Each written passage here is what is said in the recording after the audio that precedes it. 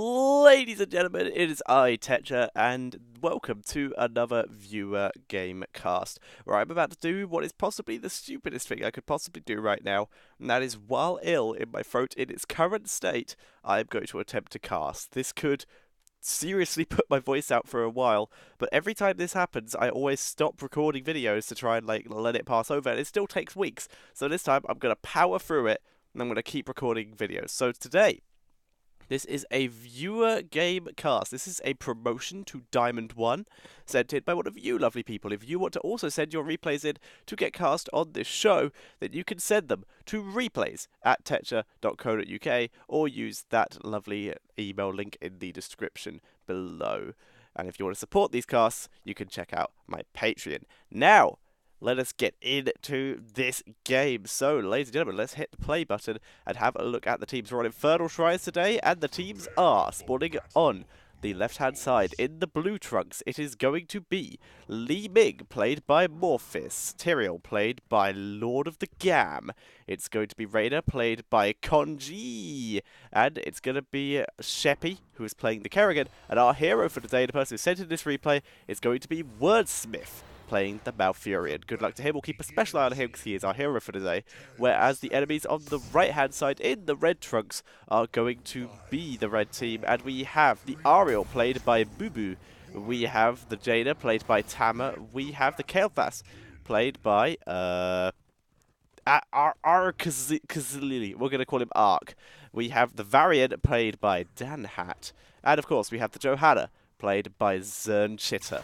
So, for starters, let's have a quick check out of the actual drafts in general. So, both teams have solid tankiness, but I do prefer red team's draft a little bit more, due to the fact that they do have a dedicated tank in the form of the Johanna. And if they want to, they can go into the secondary tank, or the extra damage in the form of Varian. However, the AoE and Shrine Clear is definitely going to be in favour of the blue team here. Thanks to the Li Ming, if they can get stuff grouped up, which will be pretty easy. If Malfurion did go for the Moonbird, he'll get some decent work done. Tyrael has good AoE and some good speed boosts. And of course, Kerrigan is one of the best heroes in terms of Shrine control. So overall objective should be in favour of the blue team, whereas the draft in terms of team fighting, I do quite like for the red team, although their damage is very ability focused. We have Jaina and Kael'thas here, so that may end up being a problem for them. But depending on how well they can wombo, like if their Variant here goes for the Colossus Smash, they can probably blow people up pretty nicely. So let's actually have a look at the talents at level 1 here. We do, in fact, not see Malfurion going for that Moonbird. He's going for the Shadow's Clarity, getting that mana regen, so he can help his team out as best as he can, as best as possible. My mouse isn't confined. There we go. So that should hopefully help his team out a bit. He can spam that onto Li Ming, and as you can see, Li Ming did not go with a mana regen talent because of that. So that makes a lot of sense. Very nice choice there. And Rainer getting some sustain because he knows there's just a huge amount of potential damage from this red side team here. And Kerrigan, the correct choice, deciphering impact for that Shrine Clear potential here. Li Ming just poking back the Johanna here.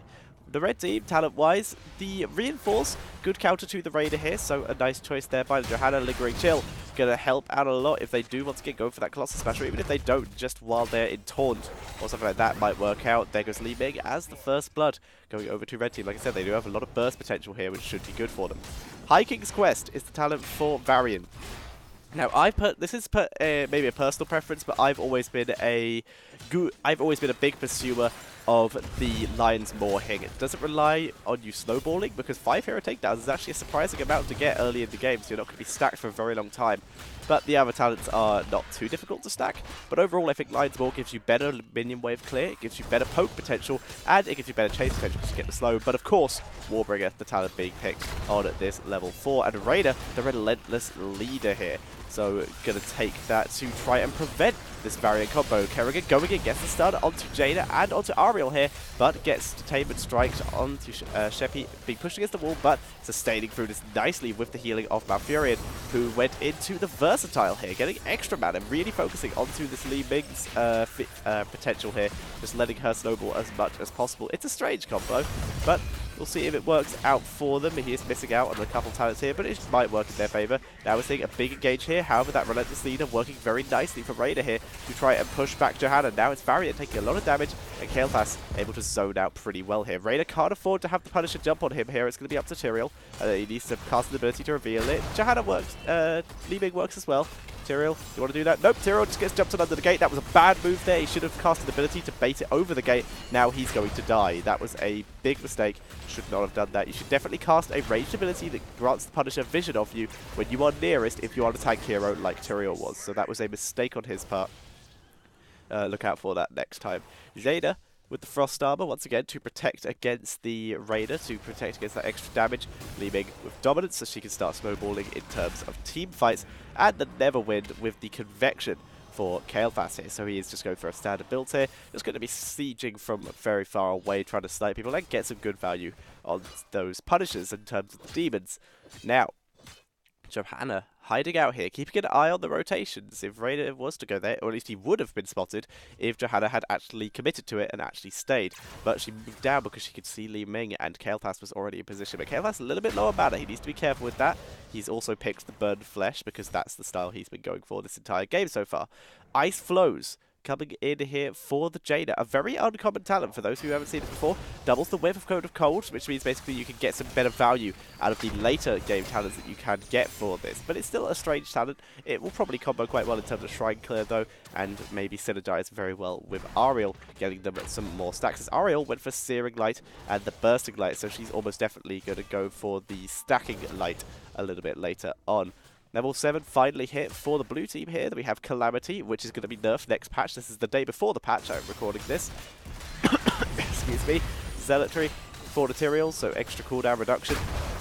Able to get some good protection for his team there, so he could just do a decent amount of work for protection, because on his own, Malfurion is very much single target heal until he gets Tranquility if he wants it. I personally still think Twilight Dream's better in most situations. Tranquility has its place. This is not one of them. The silence could be huge if you drop that onto the Jaina and the Kael'thas. You could just blow them up completely here. And Raider, fight or flight. So he now has resistance, and also which he gets the reduced cooldown on. So he's making himself very tanky here. He has the knockback for when he stuns, and resistance to prevent 25% of the damage he takes. So he's very much all in on keeping himself alive here, which is good. If he can continuously do that, he could probably get his damage output to be very high. So red team getting a bit of a head start onto the shrine here. Gonna start that very quickly. Kael'thas getting some huge clear, 8 to 3. But blue team creeping in, Variant positioned very nicely to try and engage, and as such does go on to Tyrael, but no follow-up from the red team here. And Jaina has been isolated. Good kill there from Kerrigan and Wordsmith, our hero here, getting a good start. And now Konji going to take a Kael'thas shot, but heals up. He's now very sustained. He's able to turn back around.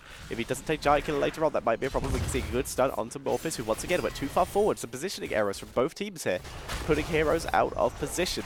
Now we're seeing Kerrigan doing her work on the shrine. She's not getting as many resets as I would personally like. She should really just be sniping all of these. Instead, she's going in, trying to get Kael'thas, but couldn't get the pullback. Instead, dropped the shot onto Danhat, who's getting poked by Morphis here, who once again did go for that Calamity, so can get that final hit, the follow-up, if you can get someone low enough like that. Danhat very low here. If Morphis can get close enough, might be able to snipe him. Instead, Sheppy going in, didn't drop the stun though, only dropped the pull in. Kael'thas doing some huge damage to Lord of the Gam. But looks like Lord of the Gam will escape here with very low mana. He does need to go back, or at least go to a fountain, which looks like what he's going to do. Konji clearing the minions right now, just doing as best as he can. Morphis running for his life. Danhat chasing very deep here. He took second wind, which shows that he may, in fact, with his level 1 talent, be going for the attack speed build. I think might be a mistake here. Excuse me. Danhat on the run here. Oh, my voice cleared up a bit. On the run here, he does get cleared up very quickly. Jaina and Li Ming getting some good stuff. They're getting some resets, but both completely out of mana. They have to rely on Malfurion and on those globes here. So 3 kills to 2 at the moment at this stage in the battle, and we're seeing a lot of heroes going back here. Now Johanna using the flashlight to pull it in. Didn't use Iron Skin to block it, and Ariel has got AFK. And she's going to pay for that. This is why you don't go AFK in a fight. She's getting chased down. Good detainment strike to save herself, though. She turns it around onto Morphis. But she could have been using that time to work on this Punisher. But she doesn't. Instead, Punisher once again onto Johanna, who's still not using Iron Skin to block it. She's not really making the best of her abilities. Popping it way too late there. And these Arcade Sentinels doing huge damage. Jaina running all the way through one. She gets engaged by Material, who goes for takes out Jaina. Will she take out Kael'thas as well? Though Kael'thas will live barely here. Unless Malfurion... No, didn't know he was there. Couldn't get the vision, so he will escape. Raider could have Hyperion as well, but there's no way they could have known. Kael'thas should have run back anyway. It was stupid that he went in, and as such, no one saw it coming. We're going to see the wave of force here for Li Ming. Sanctification Material, Hyperion for Raider, which apparently has some form of bug with it, but I'm not entirely sure what it is, so I'm not going to comment too much on it. Maelstrom on the Kerrigan. Tranquility is being picked up by Malfurion. Like I said, I think this may be a mistake. I think the Twilight Dream could just get some immense value, especially seeing as you already have a hard engage in the form of Kerrigan. You can just blow someone up. Whereas for the red team, we're going to be seeing the Blessed Shield for Johanna, Ring of Frost for Jaina, Crystal Aegis, Twin Blades of Fury. Like I said, it has its place. I personally think the Colossus Smash would be better here, though. You have a lot of high priority targets that are very easy to blow up with your team. Instead, he's trying to fight against Kerrigan, against Li Ming, heroes who can evade him, heroes who can out-sustain him, heroes who can stun him without a just with his own strength. I think that's a mistake here. He doesn't have the support for that. His team doesn't have cleanse, etc. So that's what he's gone for, and it's going to be Phoenix coming in for Kael'thas. Dan Hat managing to position himself in the one spot that doesn't have a bush in it, so he does get revealed. Now he's just going to clear minion waves. He will sustain through that very easily thanks to his second win, so he's completely fine for the moment. We're seeing Kael'thas hovering around in the bot lane, looking for some more poke minion wave. Lord of the Gam, not microing. A lot of anti-micro here. Heroes not being efficient in terms of their movement. Wordsmith moving back in to help Sheppy. They're grabbing this mercenary camp just in time. Unfortunately, it's going to be pushing the same lane as the objective, which means the enemy team will already be up here, and they will clear it very quickly, which is very unfortunate for them. They could really do with just leaving one of these alive, or maybe just not taking it at all, and maybe just letting it go. However, there's a good chance of a raid. But leaving one alive might be enough to continuously scout it. Right now, Varian, very close to stacking all his max heroes attacks and his globes. Takes an orb to the face from Li Ming here. Level 13 on the way for both teams, but blue team a little bit further ahead here. But red team with a huge head start on this. 18-1. Currently in favour. Now we're going to see Lord of the Gam move in. Once again, he has that sanctification, so he's going to try and put some pressure on here. Dan Hat way far away from his team here. There's the stun from Kerrigan, who they just wiped the Aegis. Keeps him alive for now. Raider sustaining through this with all of the sustainability he's taken and the sanctification. He survives. So did Varian, though. Somehow he's been able to escape here. Johanna moving back in, trying to force a re-engage, but that was a bad call there. And now Kael'thas is going to be the one who pays the price for it. Takes a huge amount of damage. Kerrigan diving deep, and Tyrael is the one that picks up the kill there. We're seeing Lord of the Gam chasing a bit too far. He pulls back with the health that he has, and Raider almost already has his adrenaline rush back. This build he's gone for very effective in terms of the amount of sustain he's getting and the amount of anti-burst he's doing. It's really good. He's not getting burst down in one shot. A big re-engage once again in the choke point. Takes down Ariel. And this is why choke points are such a risky thing against the Kerrigan. And Kerrigan begins to get her resets again. Lily needs to be careful. She's very low on mana.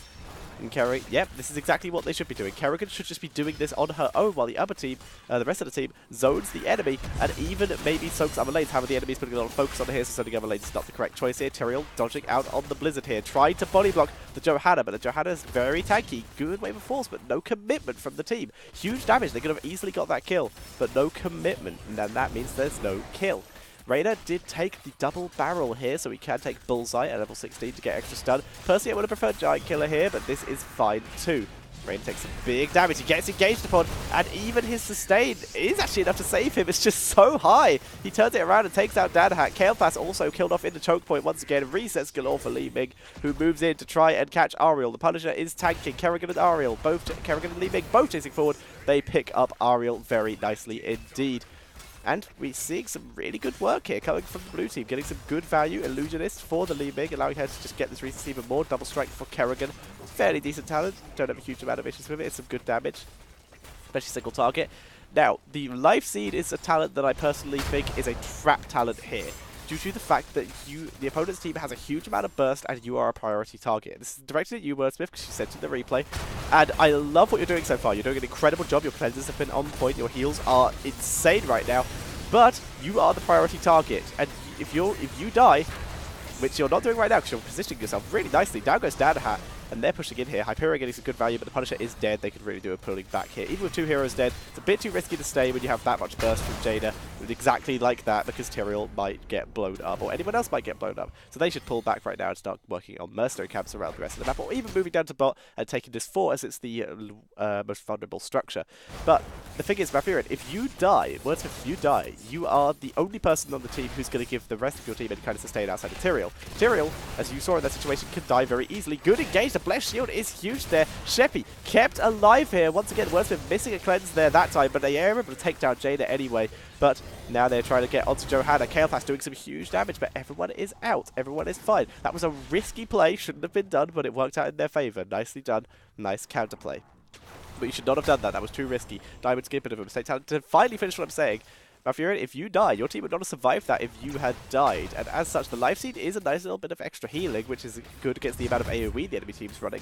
But if you die, your team is screwed. So it's much better, in my opinion, in these kind of situations, especially against Varian or someone like that, to take the ice block, because then you have a counter to the burst. If you can react quick enough, then you can save your team just by being alive. And that, I think, is way more value than the extra healing that life seed offers. So you're doing a good job so far. Keep up the amazing work, but that's just my personal opinion on the matter in that case. But if Life Seed continuously works for you, then that is fine. But at higher levels, you will be punished for it. We're going to see Burning Rage for the Johanna, some AoE clear here. They're approaching 16, but they're still a whole level away. And with the objective coming up, that could be a problem. Tyrael going down, trying to get Kael'thas here. Kael'thas the good stun with the Neverwind. Now we're seeing the Johanna getting focused. Drops the Iron Skin, but it's immediately popped. No longer unstoppable. And Kerrigan looking to combo that, but didn't get the stun down. But the Aegis keeps her alive. The sanctification allows her to keep pushing forward. And we're seeing Johanna staying alive here, thanks to the Blessed Shield, and able to get out the way of the Hyperion. And she's able to stay alive here. And now we're seeing Jada finally moving down to help out the rest of her team and join out with them all. But they've burned a lot of heroics. In fact, both teams have Tranquility and Wave of Force. The only ones are still available for the blue team, whereas Ring of Frost is still available for the red team, and that's a huge combo heroic, a huge wombo heroic if they can land it. So it's very much up to Jada to turn this fight in favour of the red team, but right now they're not doing it. They want that at level 16, so they're trying to soak lanes, but that is going to give blue team a huge head start on this objective. Holy ground for Tyrael, good job using it to try and zone out here, try and prevent people from getting in, but I think it's a mistake here. Zoning out is good against Varian, but you're really giving Kael'thas and Jada a chance to just poke uninhibited, because your team can't go through the barrier either. We're seeing a big poke onto Hat once again. He is focused. He gets stunned up. Ring of Frost does land, though. That's very nice indeed. But no follow-up. Once again, Kael'thas is distracted. Jada's distracted by the Li Ming in the background, and that's leaving just a huge group of the blue team all together. And Li Ming actually is on the run here. She's still getting away. She misses, though. She dodges again. She misses the orb. She misses the orb. No, no, no. Li Ming, get out of there. Get out of there, Li Ming. Tamer on the chase. Can she get it? Blizzard is dodged. Li Ming turns it. Oh, so close. She nearly turned that 100%. Now we're seeing Varian once again going in, and this is why you need Ice Block. Varian taking down the Malfurion here. He also has Mortal Strike, which is going to seriously counter that Tranquility from Malfurion. So that is a huge issue here in terms of the talent picks. All of the gap getting annihilated here. Jada going full in on that Blizzard along with the Flame Strike. They have incredible AoE damage, which is going to help them on the shrines, but they had too big a head start this time, and they were able to pick up that Punisher. Johanna with the imposing presence here. Once again, going to try and counter that Raider, who, as we said, did take Bullseye and aggressive defense for the Kerrigan here. There is a talent that I think Kerrigan made a mistake here. The adaptation is kind of cool, but if you're going to take adaptation, you should really take the extra range to give yourself the escape. I think you get far more value out of the extra cooldown reduction that you get from your regular attacks, or the extra health and health regen that you get from the shields. I think both of those talents have a little bit more value so that you can sustain better on the objective or just drop more stuns, whereas this, it allows you to escape to people who aren't really there when you are one of the frontliners, and you already have sanctification to protect you from all that anyway. Wrath of Heaven from Ariel getting huge value in terms of the amount of ability power damage giving her team. Right now, both teams selling on mercenaries. The Fallen Shamans picked up for the blue team. Red team grabbing some Kazuras. Going to keep them pushing into the mid lane, which is where both teams look like they might meet. Hat in position this time to try and get some damage.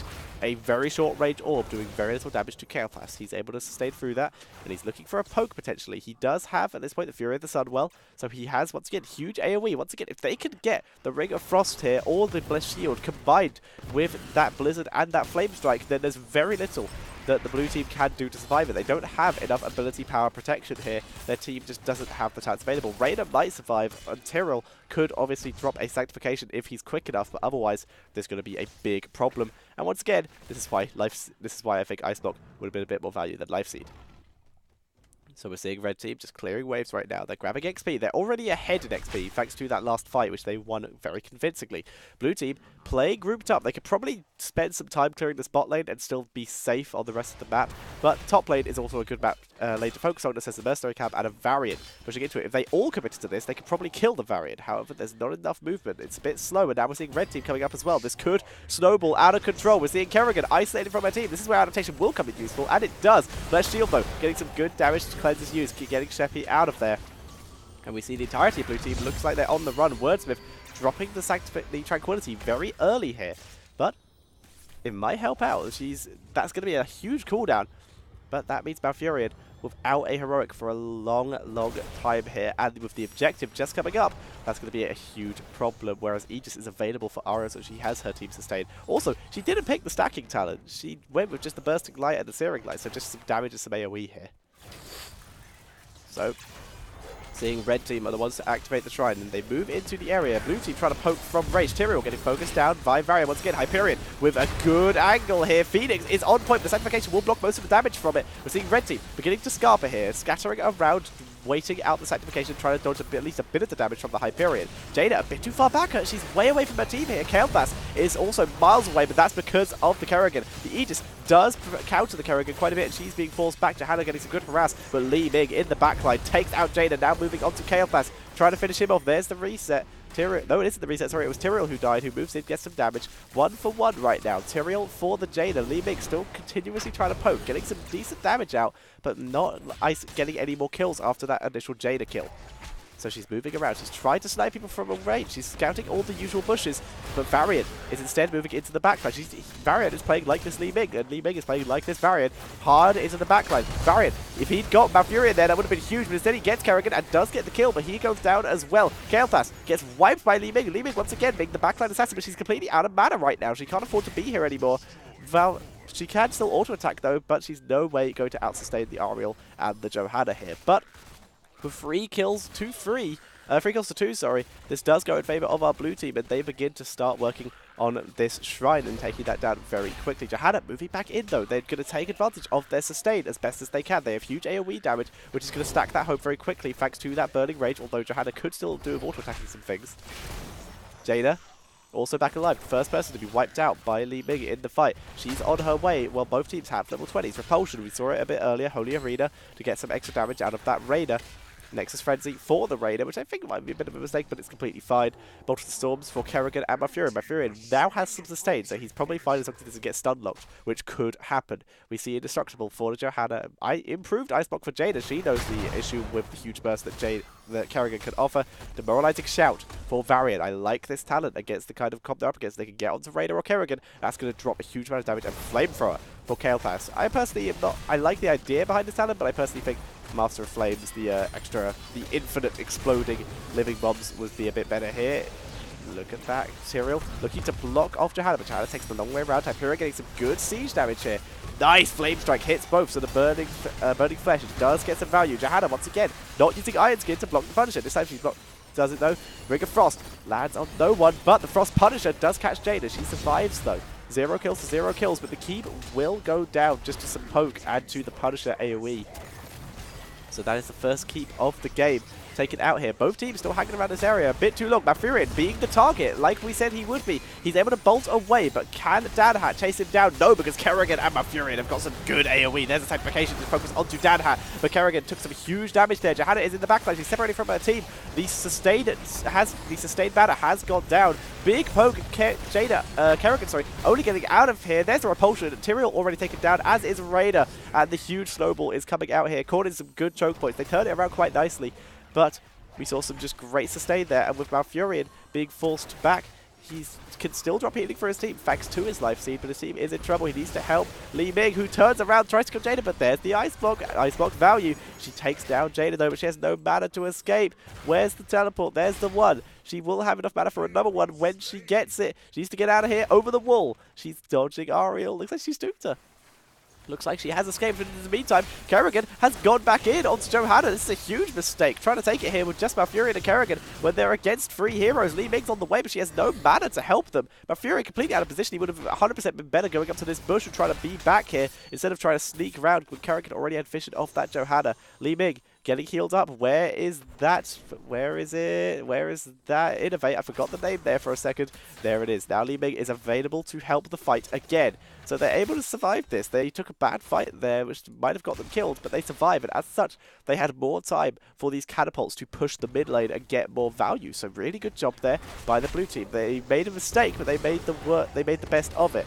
And just in time for a new objective, we will see Jaina alive, and Varian will be very close. I think he'll get here in time. 10 seconds is about the amount of time it takes to get across the map here. Whereas everyone from blue team, though, is already alive, so they're going to grab caps once again, grabbing this one. Would have preferred them to grab this one, so it pushed a different lane. They're in fact going to do that now. Now I think it's a bit too late, but they are going down. They should have done that first, but they didn't know when the Punisher was going to be, so it doesn't really make a huge amount of a difference. So they are starting this. Taking it out very quickly. It means they're going to be super late to this objective, though. And with everyone alive on the side of the red team, they can just start this. And second, now that objective's been taken, they should immediately start this objective. Now that the mercenaries have been taken, sorry. But they need to keep Johanna in position. Johanna should not move in here. She should stay out here, exactly like this, to scout out and see what exactly is going on, where the enemies are. She sees pretty much everything.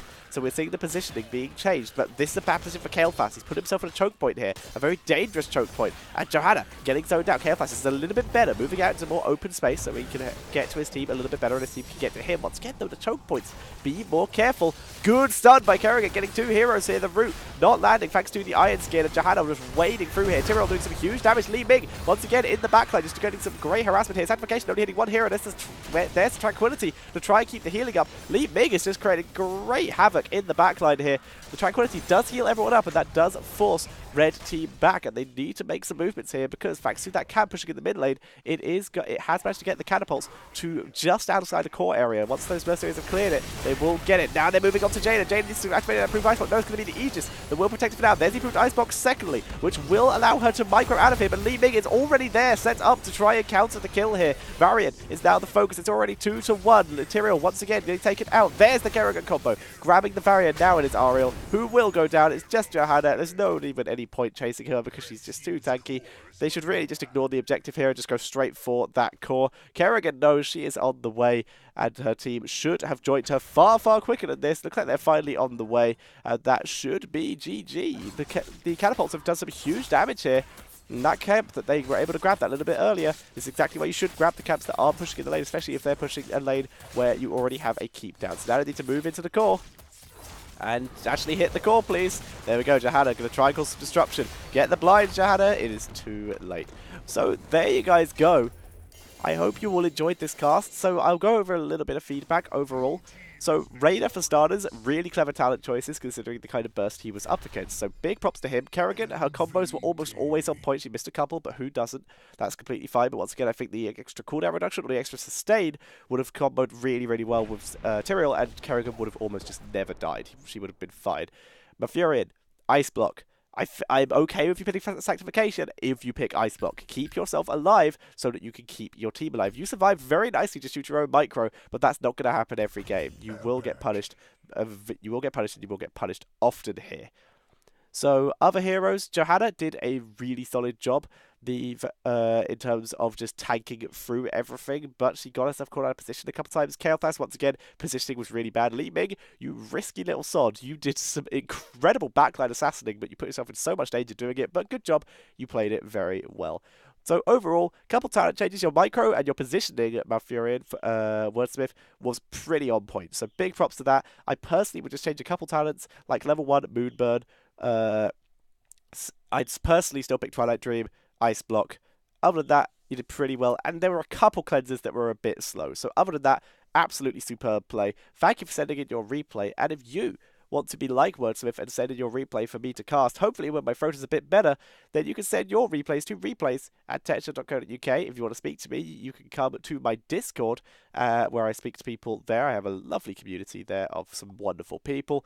And if you want to support me even more, you can check out my Patreon.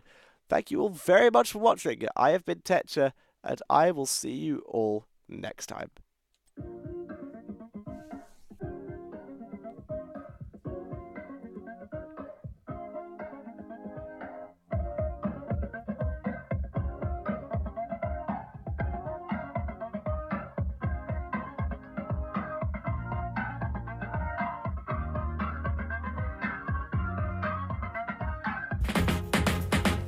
Alright, kick back, relax, and let's hit it.